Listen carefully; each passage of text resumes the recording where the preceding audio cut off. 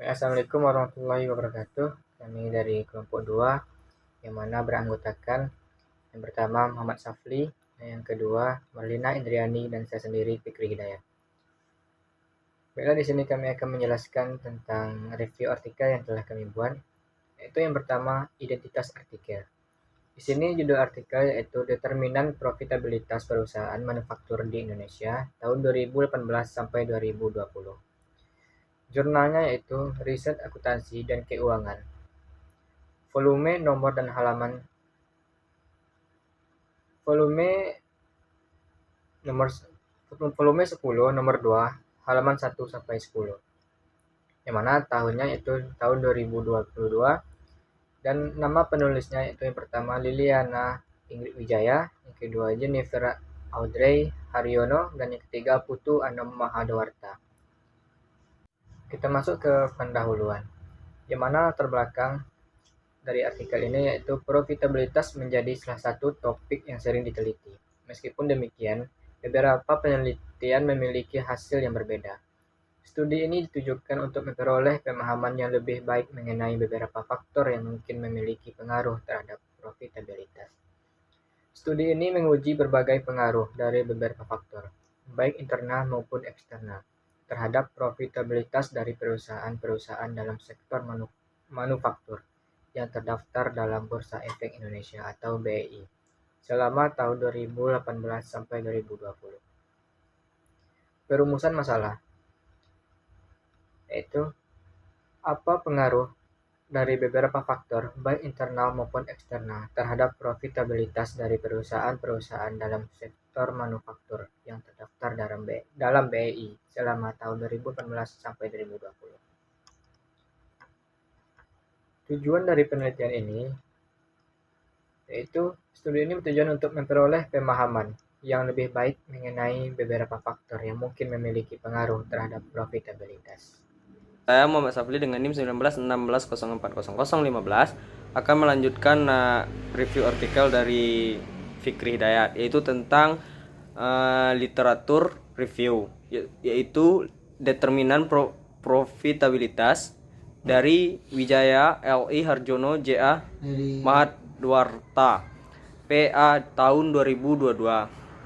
Selanjutnya penelitian terdahulunya yaitu pengaruh signifikan dan positif ukuran perusahaan terhadap return on assets atau ROA, yaitu dari pernyataan Nguyen dan kawan-kawan pada tahun 2019.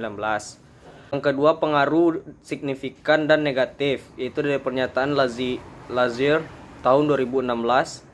Pengaruh yang tidak signifikan dan positif sebagai indikator ekonomi makro pertumbuhan PDB dipelajari oleh Pervan et al. Tahun 2019 dan Isik dan kawan-kawan tahun 2017, di mana keduanya menemukan pengaruh yang signifikan dan positif terhadap ROA. Oke, selanjutnya yaitu tentang metode penelitiannya, yaitu data dari artikel tersebut berupa dengan sekunder. Sampelnya yaitu kriteria tertentu berjumlah 263 sampel, metode analisis, studi literatur, dan hasil-hasil penelitian sebelumnya. Variabel penelitiannya yaitu dependen, menggunakan profitabilitas. Sedangkan yang independennya yaitu ukuran perusahaan, usia perusahaan, likuiditas, struktur pendanaan, pertumbuhan perusahaan, intensitas pendanaan, dan indikator makroekonomi. Selanjutnya yaitu tentang pembahasan. Ukuran perusahaan yaitu ukuran perusahaan berpengaruh positif terhadap profitabilitas. Yaitu yang kedua, umur perusahaan berpengaruh negatif terhadap profitabilitas. 3. Likuiditas berpengaruh positif terhadap profitabilitas. Yang keempat, struktur modal berpengaruh negatif terhadap profitabilitas. Selanjutnya, pertumbuhan perusahaan berpengaruh positif terhadap profitabilitas.